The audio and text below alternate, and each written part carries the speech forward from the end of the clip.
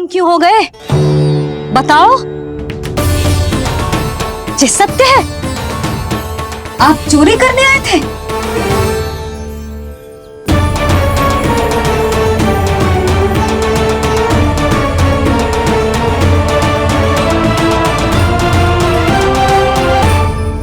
बच गए। बच गए। आप तो मेरे मायके से भी ना आए हो, है ना? आपकी इतनी सेवा की मैंने, आपकी औषधि, आपका भोजन, ये सब किया मैंने। आपको अपने पिता के समान माना और मेरे स्नेह के बदले जेल लौटाया आपने। आपको तनिक भी लज्जा ना आई? आपने मेरी ममता का उपहास उड़ाया है।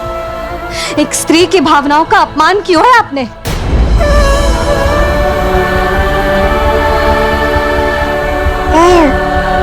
अब आप खड़े क्यों हो मेरे सामने? इससे पूर्व कि मैं भूल जाऊं कि आप मेरे पिता समान हो, और इससे पूर्व कि मेरे पति आपको दंड दे, निकल जाइए मेरे घर से। क्षमा कीजिएगा प्रभु।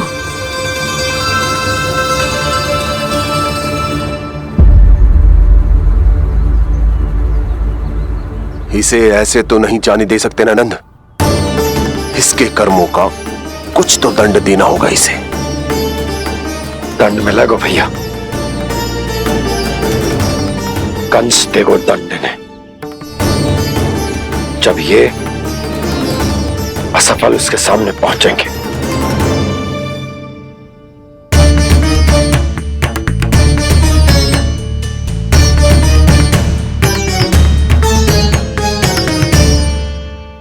हमें पता है किसने भेजो है तुम्हें। हो सके तो मुझे क्षमा कर दीजिएगा नंदराज।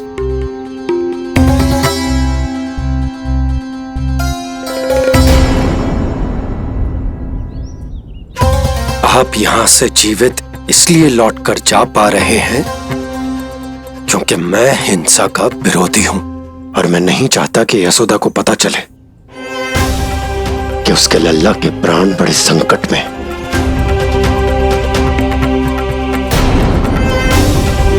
पर अब ध्यान रहे महाराज कि आप लल्ला के तो क्या, गोकुल के भी निकट दिखाई दिए तो मैं वो कर बैठूंगा जो मैंने आज तक ना की हो।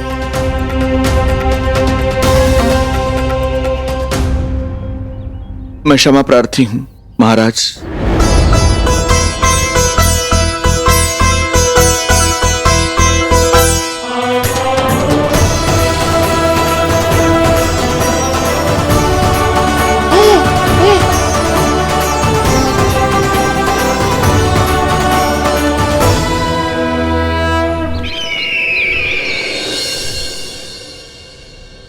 आप मौन क्यों हैं?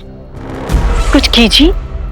ऐसा लग रहा है कि आपका ये अस्त्र भी असफल हो जाएगा। इतने दिन बीत गए हैं, अभी तक लौटा नहीं है, ना ही कोई सूचना भिजवाई है। सूक्ष्म बुद्धि श्रीधर, इसके रक्त में पराजय है ही नहीं, क्योंकि वो शक्ति से नहीं छल से कार्य करता है।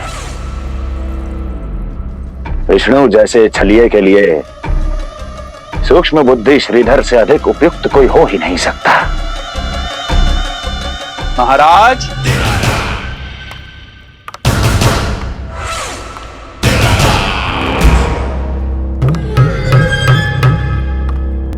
जिसे आप छलिया समझ रहे हैं महाराज, वो तो सृष्टि के रक्षक हैं, पालनहार हैं वो तो।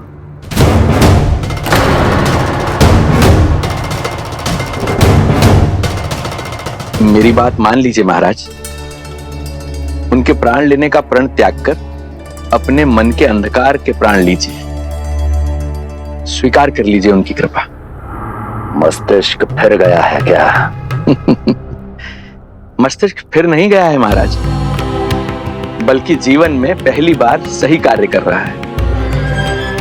और उनका सत्य आप भी जितना शीघ्र जान लेंगे उतना ही अच्छा है आपके लिए। कैसा सत्य?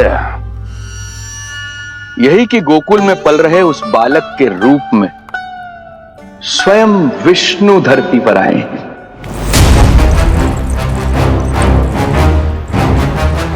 यदि तुम ये सत्य जानते हो तो हत्या क्यों नहीं की उसकी? बड़े आत्मविश्वास से कहा था ना, प्राण ही ले लूं तो अब क्या हुआ? उनके प्राण कैसे ले लेता महाराज, जो स्वयं जीवन देने वाले हैं, जैसे मुझे जीवन दिया। मैं रंगे हाथों पकड़ा गया था महाराज, किंतु बिना किसी दंड के सुरक्षित यहां तक आ गया। क्या यह प्रभु की कृपा से मिला हुआ नवजीवन नहीं है?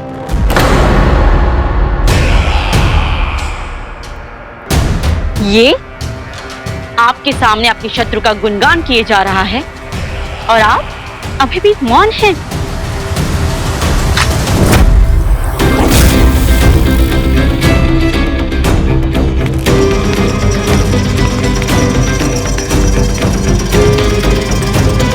यदि वो जीवन देता है तो मैं जीवन लेता हूं।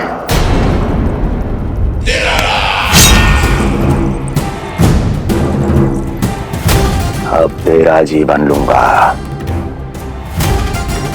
यदि फिर से उसका बखान किया तो।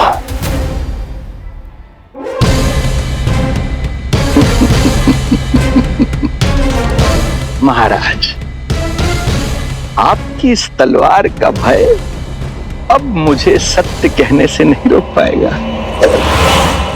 श्रीधर, इससे पहले मैं भूल जाऊं कि तू गुरु शुक्राचार्य का शिष्य है और मेरा पुराना मित्र है, चला जा यहां से।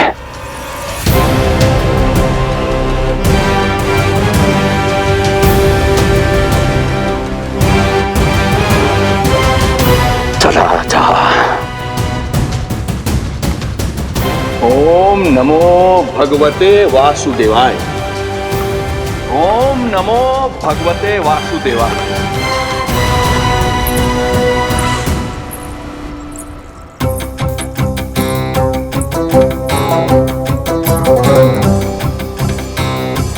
अब आप क्या करेंगे महाराज? आपकी ये चाल तो असफल हो गई। कैसे कैसे असफल हुई मेरी ये चाल अस्ति? इसे विष्णु के अवतार का सत्य पता करने के लिए ही तो बुलाया था मैंने, और वो सत्य मेरे सामने है कि विष्णु का अवतार कौन है और कहां है।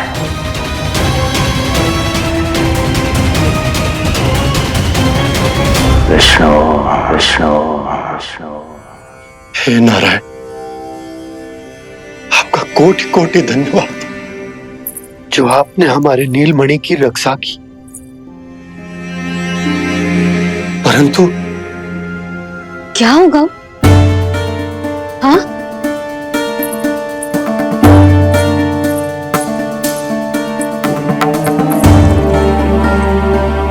मुझे बताओ तो सही, कुछ तो अवश्य है जो आप छुपा रहे हो। आपको इससे पूर्व कभी ऐसी चिंता और क्रोध में तो ना देखा है मैंने। मुझे बताओ तो क्या बात है जो आपको ऐसे भीतर ही भीतर खाए जा रही है? जो भी है मैं संभाल लूंगा। बात को समझो यशोदा, मैं तुम्हें ना बता सकता। आप अपनी पत्नी को भी ना बता सकते? मैं अर्धांगिनी हूं आपकी, मुझसे तो साझा करो। हो सकता है आपका दुख, चिंता, आपकी पीड़ा बांट पाऊं मैं। बताओ तो क्या हुआ है? सब बात तुम्हें बताऊं जो आवश्यक ना है यशोदा।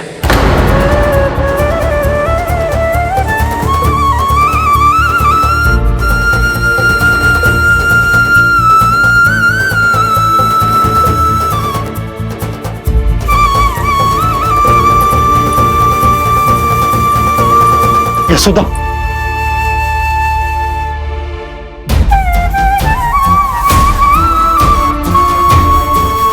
जब पति अपने मन का रहस्य अपनी पत्नी से भी साझा न कर सके तो उनके एक दूसरे से बात करने का लाभ है क्या?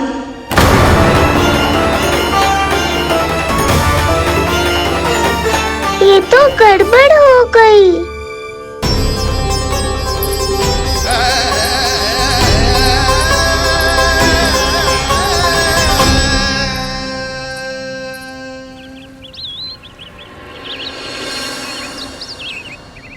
अब जे आएंगे और अपनी मीठी मीठी बातों से मुझे मनाने का प्रयत्न करेंगे।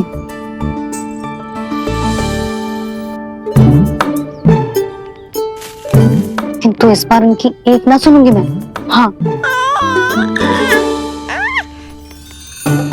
यशोदा, यशोदा, यशोदा, मेरी बात तो सुनो। यशोदा,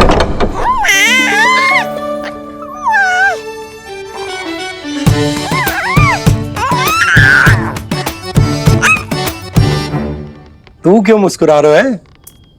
तेरी मैया को मनाना आता है मुझे। तू बस देख तो जा।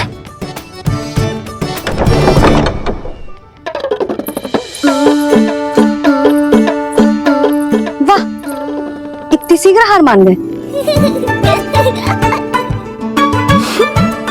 तू क्यों मंद मंद मुस्कुरा रहे? क्योंकि आपका क्रोध भी बड़ा मनोहर है मैया। देखियो लल्ला, इस बार तेरे बाबा बिल्कुल ना मना पाएंगे मुझे। हाँ,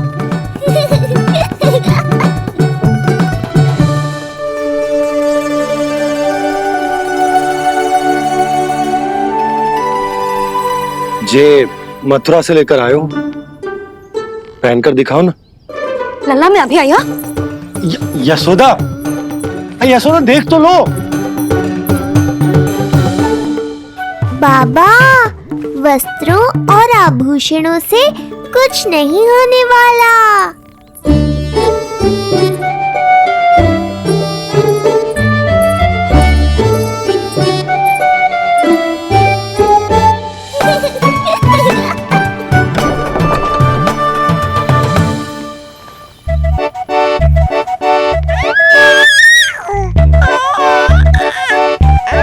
तू क्यों खिलखिला रहा है?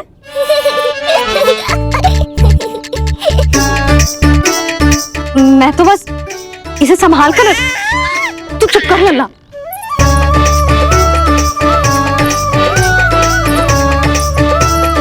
देखा लल्ला, बस तेरी मैया मानने ही वाली। उपहार मिल गया है, तू देखना कैसे मेरी पसंद का भोजन कराएगी। आहा, भोजन में स्वाद चाहिए तो मनाने का कोई और ढंग खोजना पड़ेगा। यशोदा, तीव्र भूख लगी है। अरे भाई शीघ्र खाना लगाओ, और हाँ थोड़ा अच्छा सा चटपटा भोजन करा देना।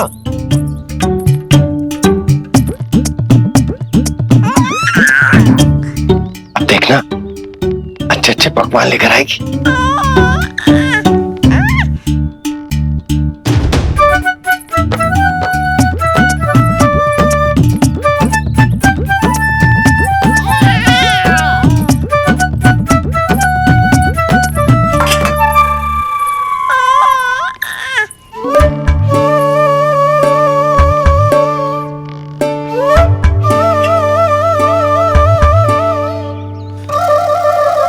सूखी रोटी और माखन। जो अपनी पत्नी को पूरी बात ना बताते उन्हें 56 भोग ना मिलता भोजन में। भले ही मनाने के लिए नए वस्त्र क्यों ना लाएं। हाँ नहीं तो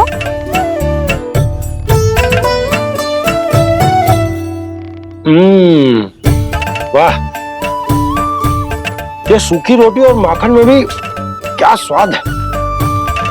बस भोजन के साथ तुम ऐसी दो मीठी बातें कर लेती तो आनंद आ जाता। आनंद तो कछु पतियों को अपने पत्नियों से बातें छुपाने में भी बहुत आता है लल्ला।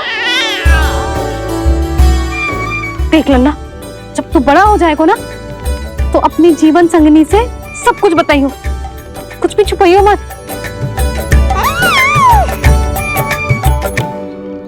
तभी तो तू अच्छा पति कहलाएगा ना। ना तो रूखी सूखी मिलेगी खाने में। हाँ, अब तक तो चुप्पी साध कर बैठी थी, कम से कम ताना तुम्हारा। ये प्रसन्न होने की बात नहीं है बाबा, अब तक तो केवल बदली छाई थी। ये संकेत है कि अब बादल भी गरजेंगे और वर्षा भी होगी। यशोदा, कब तक बात ना करोगी? अब तो क्षमा कर दो। रानी भाभी, आ जाओ। रानी भाभी, ज्योति जी के यहाँ से कोई आया था और जी मोई कंठक कह के चलो गो। ओह, दे दो। नारायण भली करे।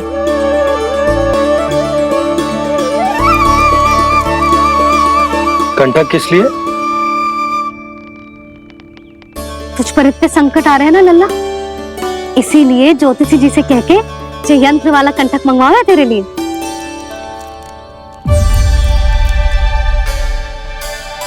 अब किसी और को तो तेरी चिंता है ना? बस क्या बतानो है, क्या छुपानो है, यही चिंता रह गई है।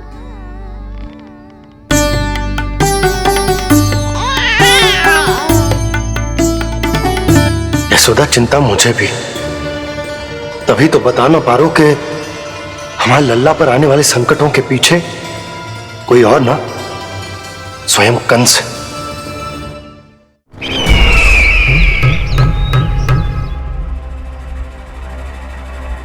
और उनका सत्य आप भी जितना शीघ्र जान लेंगे उतना ही अच्छा है आपके लिए। गोकुल में पल रहे उस बालक के रूप में स्वयं विष्णु धरती पर आए हैं।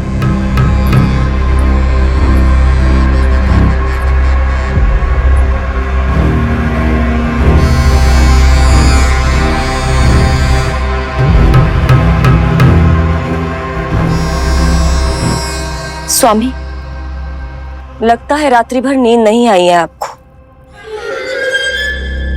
पूतना मारी गई, श्रीधर भी गया, केवल इसलिए कि आप देवकी और वसुदेव के समक्ष दुर्बल पड़ गए। संतानों के जन्म के लिए आपने उन दोनों को जीवित छोड़ दिया। आपसे छल करके वो दोनों आनंद में हैं और आप सही से विश्राम तक नहीं कर पा रहे हैं।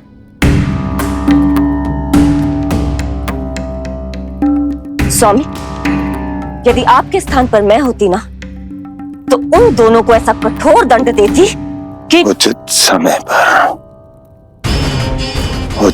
समय पर हस्ती। पहले मैं उन दोनों के उस मायावी बालक का वध करूंगा,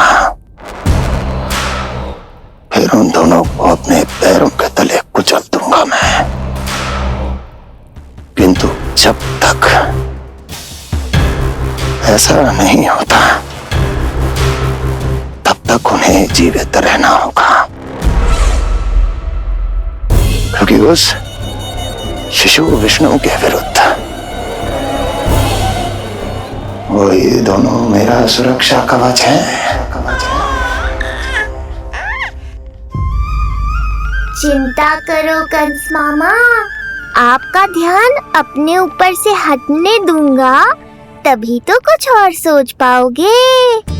पुत्र होने का दायित्व मुझे दोनों के प्रति निभाना होगा, चाहे वो मुझे जन्म देने वाले माता पिता हो या मेरा लालन पालन करने वाले मैया और बाबा, जो इस समय युद्ध के लिए तैयार है।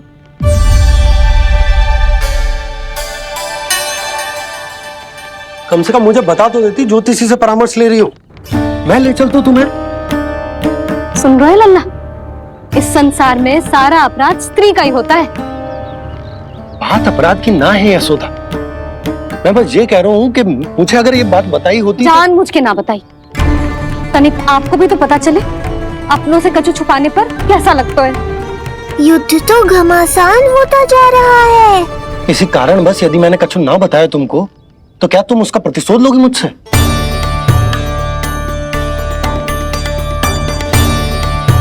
हे नारायण, जी क्या कहना चाहते हैं? क्या इतनी कठोर हूं मैं? लल्ला के लिए एक छोटा सा निर्णय तो लियो मैंने। अपने लल्ला पर क्या इतना भी अधिकार ना है मेरा? अब क्या हर बात पर अनुमति लेनी पड़ेगी मुझे? इससे पहले कि ये आंसुओं की वर्षा क्रोध की आंधी में बदल जाए, मुझे ही कुछ करना होगा। यशोदा, मेरे कहने का अर्थ। यशोदा, बात तो सुनो। सुनने को बचो क्या है अब? आप बस कृपा करके मुझे उन सभी बातों की सूची दे दो जिन जिन के लिए मुझे आपसे आज्ञा लेनी है। उठना, बैठना, खाना, पीना सब आपसे पूछ कर ही करूंगी अब। अरे आप बोलो तो। क्या हुआ? देखो आपने।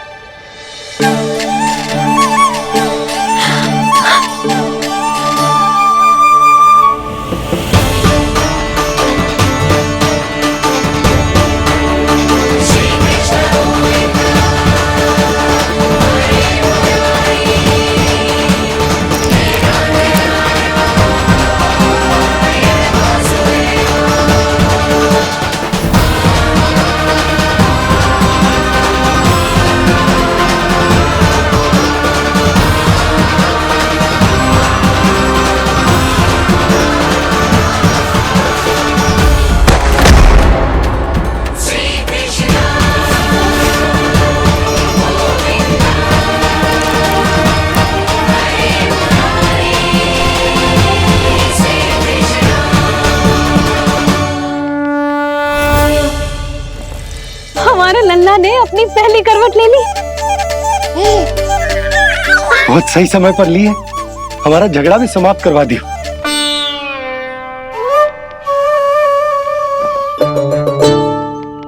यशोदा भाभी,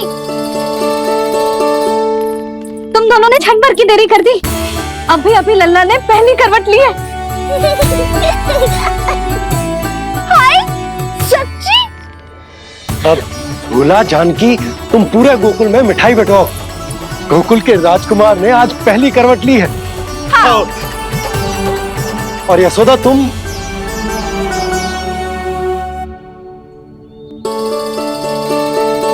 यशोदा,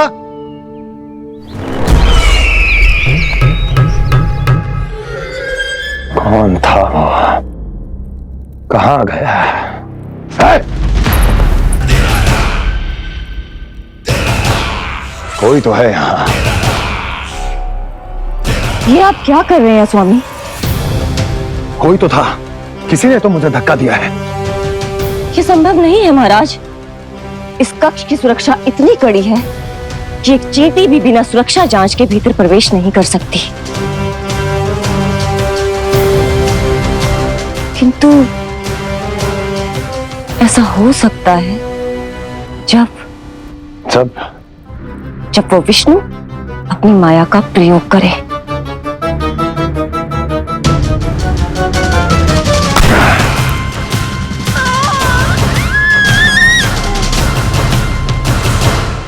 इस तरह के और भी एपिसोड देखने के लिए हमारे चैनल को सब्सक्राइब करें और बेल आइकन दबाना ना भूलें।